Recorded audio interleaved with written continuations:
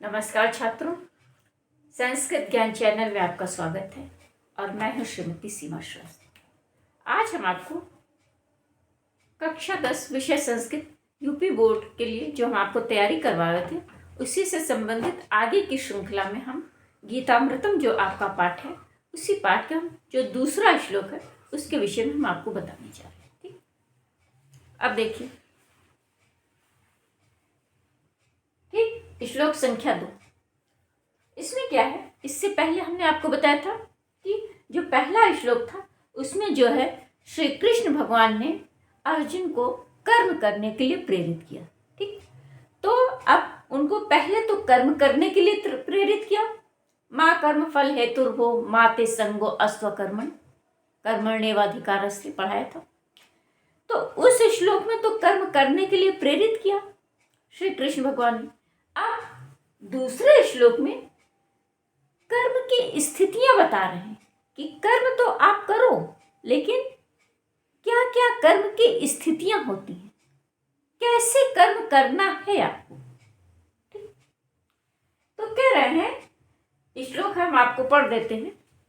कह रहे हैं कि योगस्थ कुरु कर्माणि संगम त्यक्त्वा धनंजय। योगस्थ कुरु कर्माणि संगम त्यक्त्वा धनंजय। ठीक, सिद्धि असिद्धियों समो भूत्वा सिद्ध सिद्धियों समो भूत्वा समत्वम योगम उच्यते। ये आपका श्लोक है। अब इस श्लोक में जो अंतिम पद है ये सूक्ति परक वाक्य है। ये सूक्ति है, अक्सर पूछा जाता है, वेरी वेरी मोस्ट इंपॉर्टेंट। तो इसमें कर्म की स्थितियां बताते हुए श्री कृष्ण भगवान अर्जुन से कह रहे हैं कि धनंजय, धनंजय किसका विशेषण है? अर्जुन का विशेषण। उन्होंने धनुष पर विजय प्राप्त कर ली थी, इसीलिए उनको धनंजय कहा गया। तो धनंजय माने हे अर्जुन, धनंजय तुम योगस्थ कर्माणि कुरु। पहले कर्म की स्थिति क्या होता है, कैसे कर्म करो? योगस्थ, योग में स्थिर रहकर कर्म करो। पहली स्थिति क्या बताई कि कर्म तो करो, लेकिन कैसे करो? योग में स्थित रहकर कर्म करो। योगस्थ कर्माणि कुरु, पहली स्थिति बताई योग में स्थिर रहकर कर्म करो। और दूसरी स्थिति क्या बताई? संगम त्यक्त्वा। संग माने आसक्ति, आसक्ति को त्याग कर, ये दूसरी स्थिति है। पहली स्थिति क्या है कि योग में स्थिर रहकर कर्म करो, और दूसरी स्थिति है आसक्ति को त्याग कर कर्म करो। और सिद्धि असिद्धियों समो भूत्वा, तीसरी स्थिति क्या बताई? सिद्ध सिद्धियों, सिद्धि और असिद्धि। सिद्धि और असिद्धि, सिद्धि माने सफलता और असिद्धि माने विफलता, अपोजिट है। सफलता का अपोजिट है विफलता। तो सिद्धि और असिद्धि में कैसे? समो भूत्वा, समान भाव रखकर कर्म करो। क्यों?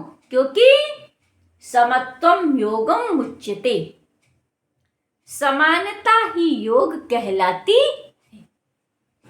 ठीक, ये श्लोक का अर्थ हो गया। ठीक है, फिर से देख लीजिए। धनंजय हे अर्जुन तुम योग में स्थिर रहकर आसक्ति को त्याग कर और कर्म करो। हे अर्जुन तुम योग में स्थिर रहकर और आसक्ति भाव को त्याग कर कर्म करो। और कैसे करो? सिद्धि और असिद्धि में समान भाव रखकर, योग में स्थिर रहकर, आसक्ति को त्याग कर और सिद्धि असिद्धि में समान भाव रखकर कर्माणि कुरु, कर्म करो। क्यों? क्योंकि समत्वम योगम उच्यते, समानता ही योग कहलाती है। ठीक, हमने आपको श्लोक का अर्थ बता दिया। यदि श्लोक का अर्थ पूछता है तो आप ऐसे ही कर दीजिएगा। ठीक है, और इसके बाद यदि सूक्ति पूछती है तो सूक्ति है। अब इस सूक्ति सूक्ति को हम डिटेल से बताने जा रहे हैं। समानता ही योग है। अब समानता क्या? समानता का मतलब यहाँ बराबरी नहीं है। समानता का मतलब है विपरीत परिस्थितियों में भी समान भाव रखना। इसके लिए वेदांत दर्शन में षड द्वंद शब्द का प्रयोग किया है। द्वंद्व, द्वंद्व माने होता है जोड़ा, सबको पता है, और वेदांत दर्शन में षड द्वंद्व शब्द का प्रयोग किया गया है। ठीक, षड द्वंद्व।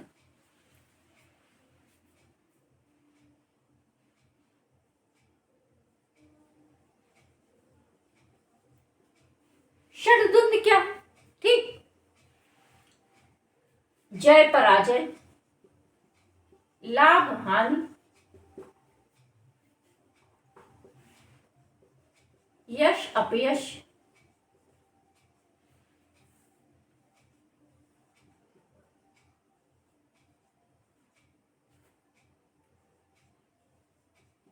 जन्म मृत्यु,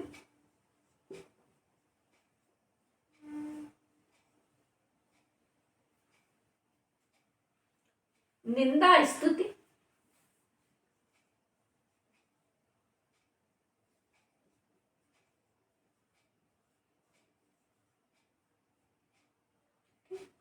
और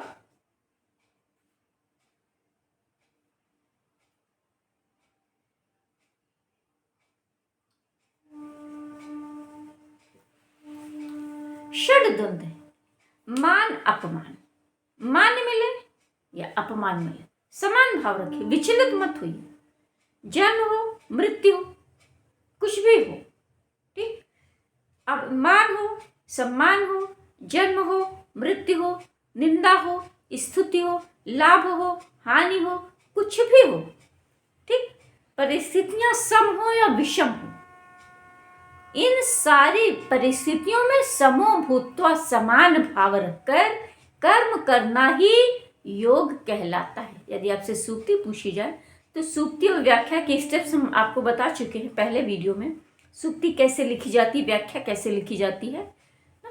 तो अगर आपको सूक्ति पूछ ली जाती है तो आप सूक्ति में सबसे पहले आप क्वेश्चन नंबर डाल दीजिएगा। इसके 3 सूक्तियां दी जाती, 3 में से जो भी आपको सूक्ति करनी है उसकी संख्या डाल दीजिएगा, उसका क्रम डाल दीजिएगा, उसके बाद संदर्भ लिख दीजिएगा, प्रसंग लिख दीजिएगा, और उसके बाद अन्वय उसका कर दीजिएगा और शाब्दिक अर्थ लिख दीजिएगा। उसके बाद व्याख्या पर आ जाइएगा। तो यदि आपसे व्याख्या पूछी जाती है सूक्ति की तो आप कह दीजिएगा, पहले शाब्दिक अर्थ में लिखिएगा समानता ही योग कहलाती है, ये इसका शब्दतः अर्थ निकलता है। फिर उसके बाद आप व्याख्या स्टेप डाल देंगे। अगला स्टेप आपका होगा व्याख्या, और उसमें आप लिख देंगे कि षड द्वंद्व, वेदांत दर्शन में षड द्वंद्व शब्द का प्रयोग किया गया है, अर्थात विपरीत परिस्थितियों में भी समान भाव रखना ही समानता कहलाती है। समानता है, समानता किसमें? विपरीत परिस्थितियों में समान भाव रखना। कुछ भी हो जाए, परिस्थितियां सम है, विषम है, अनुकूल है, प्रतिकूल है, समान भाव रखिए, विचलित मत होइए। बहुत ज्यादा खुश भी मत होइए, बहुत ज्यादा दुख से विचलित, समान भाव रखिए।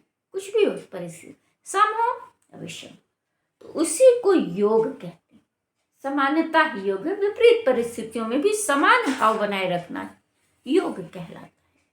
ठीक, और दूसरी चीज, श्री कृष्ण भगवान ने गीता में ही योग की दूसरी परिभाषा दी। पहली योग की परिभाषा उन्होंने क्या दी? समत्वम योगम उच्यते। योग क्या है? समानता ही योग कहलाती है। विपरीत परिस्थितियों में समान भाव रखकर कर्म करना ही योग है। और दूसरी परिभाषा उन्होंने क्या दी? योगः कर्मसु कौशलम। दूसरी परिभाषा उन्होंने दी योगः कर्मसु कौशलम। योगः कर्मसु कौशलम, कर्मसु कौशलम योगः। कर्मों में कुशलता ही योग है। कर्मों में कुशलता ही योग है। किसी भी कार्य को कुशलता पूर्वक संपादित करना ही योग कहलाता है। जरूरी नहीं है कि हम पहाड़ों में, कंदराओं में जाकर तपस्या करें तभी हम योगी कहलाएंगे। नहीं, हम संसार में रहकर भी योग कर सकते, कैसे? जो हमारा कर्म है उसको हम खूब अच्छे से संपादित करें। हमारे पास जितनी भी योग्यता है, जितनी भी क्षमता है, जैसी भी हमारी परिस्थिति है, उसमें हम अच्छे से अच्छे ढंग से कुशलता पूर्वक अपने कर्म को संपादित करें। यह भी योग कहलाता है। योगा कर्मसु कौशल। तो आप इसकी व्याख्या लिख दीजिएगा। पहले लिख दीजिए, विपरीत परिस्थितियों में समान भाव रखकर कर्म करना ही योग कहलाता है। ठीक। और दूसरी चीज, दूसरी परिभाषा श्री कृष्ण ने गीता में ही योग की एक परिभाषा अन्य प्रकार से दी है। योग को ही एक अन्य प्रकार से परिभाषित किया है, योगा कर्मस कौशल, अर्थात कर्मों में कुशलता ही योग है। किसी भी कार्य को सफलतापूर्वक संपादित करना ही जो है योग कहलाता है। यह है योग की परिभाषा। अब हम आते हैं आपके इसके बाद अगले श्लोक पर। ठीक। इसके बाद तीसरा श्लोक है, श्री कृष्ण भगवान गीता में कह रहे हैं, नियतम कुरु कर्मम त्वम कर्म जायो ही अकर्मणः शरीर यात्रा पिचाते न प्रसिद्ध एद अकर्मणः। ठीक। अब फिर कह रहे हैं कृष्ण भगवान गीता में अर्जुन से, नियतम कुरु कर्मम त्वम, तुम नियतम कर्मम कुरु, तुम नियत कर्म करो। नियत कर्म क्या है? कि जो कर्म का विधान है वो ईश्वर द्वारा निर्धारित है, हमारे आपके बस की बात नहीं। वो कर्म करने का नियम ईश्वर ने ही बना रखा है। उसी को कहा कि तुम नियतम कर्मम कुरु। कर्म करने का विधान नियत है। ठीक। कर्म करना ही करना है। ठीक। तो तुम नियत कर्म करो। जो ईश्वर ने कर्म करने का विधान संपादित कर रहा है, तुम उस कर्म को करो। और क्यों? क्योंकि कर्म जायो ही अकर्मण। कर्म जायो, कर्म करना श्रेष्ठ है। और किसकी अपेक्षा? ही अकर्मण। कर्म ना करने की अपेक्षा कर्म करना ही श्रेष्ठ है। हे अर्जुन, तुम नियत कर्म करो। क्यों?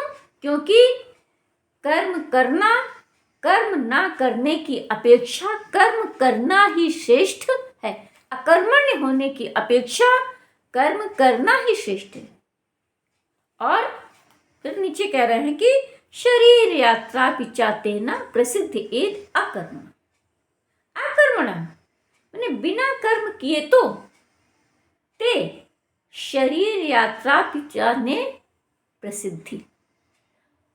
ते अकर्मण, बिना कर्म किए तो तुम्हारे शरीर की यात्रा भी संभव नहीं है। बिना कर्म के तो हमारा शरीर भी नहीं चल सकता। जरूरी नहीं कि हम बहुत मेहनत वाला कार्य करें, बहुत परिश्रम करें, फावड़ा चलाएं, कुदाल, ऐसा कुछ नहीं है। ठीक। बिना कर्म किए हमारा शरीर भी नहीं चलेगा। हम बैठे भी हैं, हम कुछ नहीं भी कर रहे हैं तो भी हम कर्म कर रहे हैं। हमारा शरीर तो चल रहा है ना, हम भले सो रहे हैं लेकिन हमारे शरीर के अंग तो सक्रिय हैं ना, वो तो अपना कार्य कर रहे हैं, तो वो भी कर्म की ही अवस्था है। तो वही उसी को समझाते हुए कृष्ण भगवान अर्जुन से कह रहे हैं कि बिना कर्म किए तो तुम्हारे शरीर की यात्रा भी संभव नहीं है, इसलिए कर्म तो करना ही है। ठीक। जब मनुष्य जन्म लेता है तो जन्म से पहले ही जब उसके अंदर प्राण आ जाता है, उसी दिन से वो कर्म करना प्रारंभ कर देता है। और कब तक कर्म करता रहता है? तब तक वो कर्म करता रहता है जब तक कि उसके शरीर से प्राण निकल नहीं जाते, तब तक मनुष्य कर्म कर। भले ही हम सो रहे हैं लेकिन हम कर्म कर रहे हैं, सोना भी एक कर्म है। ठीक है। तो वही समझा रहे हैं कि हे अर्जुन, तुम नियत कर्म को करो। कर्म करने का विधान तो ईश्वर ने ही निर्धारित कर रहा, तो इसलिए कर्म करने का जो नियम है वो नियत है, ईश्वर द्वारा निर्धारित। इसलिए तुम नियत कर्म को करो। क्यों? क्योंकि अकर्म की अपेक्षा कर्म करना ही श्रेष्ठ है। और बिना कर्म किए तो तुम्हारे शरीर की यात्रा भी संभव नहीं है। ठीक। उसके बाद चौथे श्लोक में बता रहे हैं कि सक्ताः कर्मणि अविद्वांसो यथा कुर्वन्ति भारत कुर्याद् विद्वांसः तथा असक्तः चिकीर्षु लोक संग्रहम्। अब अभी तक कर्म की स्थितियां बता रहे हैं, ठीक।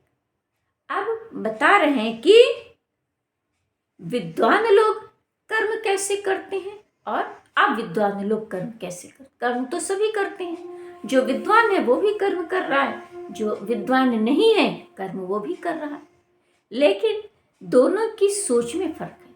विद्वान लोग किस सोच से, कैसी सोच रखकर कर्म करते हैं और अविद्वान लोग कैसी सोच कर, उसी को बता रहे हैं।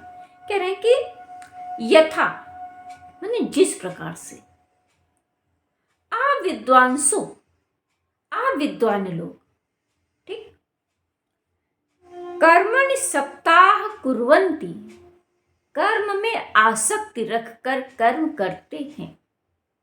भारत दिया है ना श्लोक के अंतिम पद पहली लाइन में, तो भारत ये भी अर्जुन का ही विशेषण है, ठीक। तो उसी को कह रहे हैं कि हे अर्जुन, जिस प्रकार से अविद्वान लोग कर्म में आसक्ति रखकर कर्म करते हैं, तथा उसी प्रकार से विद्वांसः विद्वान लोगों को भी, ठीक, लोक संग्रहम चिकीर्षु लोक संग्रह की इच्छा से कर्मणि कुर्यात् कर्म करना चाहिए। जिस प्रकार से अज्ञानी लोग कर्म के प्रति आसक्ति रखकर कर्म करते हैं, उसी प्रकार विद्वानों को भी लोक संग्रह की भावना से कर्म करना चाहिए, ठीक। अब हमने बताया कि कर्म तो सभी करते हैं, अज्ञानी भी करता है, ज्ञानी भी करता है, लेकिन जो अज्ञानी होता है वो कर्म के प्रति आसक्ति रखता है। ज्ञानी और अज्ञानी के कर्म में यही फर्क होता है। जो अज्ञानी है वो कर्म से अधिक आसक्ति कर्म के प्रति आसक्ति रखता है। आसक्ति का मतलब कर्म के प्रति परिणाम का भाव रखता है कि जो हम, ठीक,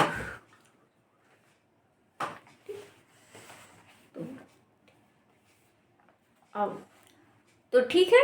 अब आज हम अपने इस श्लोक को यहीं पर समाप्त करते हैं और कल इसके आगे के जो अन्य श्लोक हैं उस पर हम फिर से व्याख्या करेंगे, ठीक है। और ठीक, और आपको कोई दिक्कत आ रही जो अभी तक हमने श्लोक पढ़ा है तो आप उससे प्लीज़ कमेंट में कर दीजिए, कमेंट बॉक्स में डाल दीजिए, हम उसको देख लेंगे। उसके बाद अगर कोई दिक्कत आ रही होगी तो हम उसको, जो आपकी कठिनाई होगी उसको दूर करने का पूरा प्रयास करेंगे, ठीक है। तो आज तक के लिए बस इतना ही। जय हिंद।